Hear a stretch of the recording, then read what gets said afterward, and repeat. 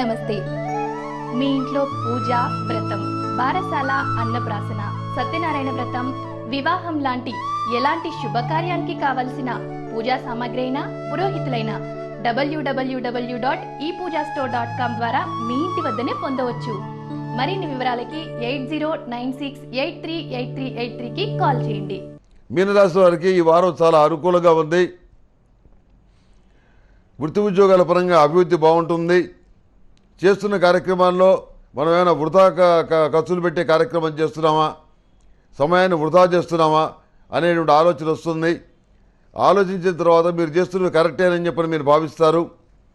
కొన్ని రకాలైనటువంటి క్రమశిక్షణాయుతమైన కార్యక్రమాలకి, కొన్ని బాధ్యతలకి, కొన్ని బౌండరీస్ మీకు ఉండటం వల్ల కొంత సమయాన్ని ఇతరుల కోసం మీరు వెచ్చించాల్సినటువంటి పరిస్థితి గోచరిస్తుంది.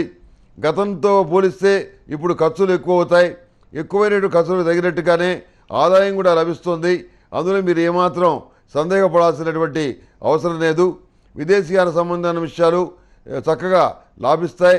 గ్రీన్ కార్డు కోసం ప్రయత్నాలు చేస్తున్న వాళ్ళకి గ్రీన్ కార్డు లభిస్తుంది.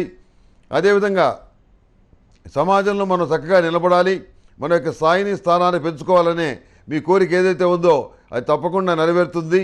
మీకు వ్యతిరేకంగా కొంతమంది వ్యక్తులు ఒక స్త్రీని కలుపుకొని ఏదో ప్రచారం చేయాలని చెప్పి ప్రారంభిస్తారు.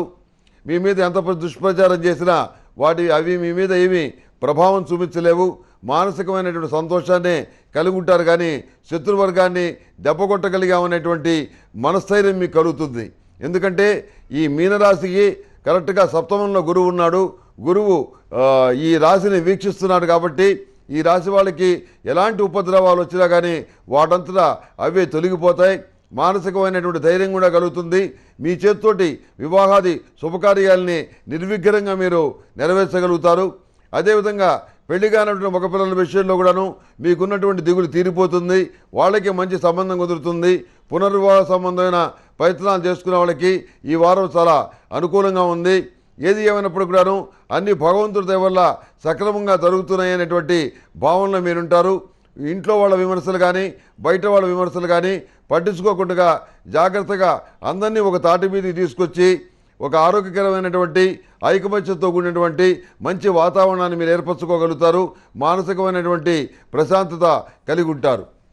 అంతేకాకుండా మీకోసం ఎంతో కష్టపడ్డటువంటి వ్యక్తులు, మీకు గతంలో సహాయం చేసిన వ్యక్తులు ఎవరైతే ఉన్నారో వాళ్ళ అభివృద్ధి కోసం వాళ్ళు అడిగినప్పుడు మీరు కొంత సహాయం చేయడం అనేది జరుగుతుంది.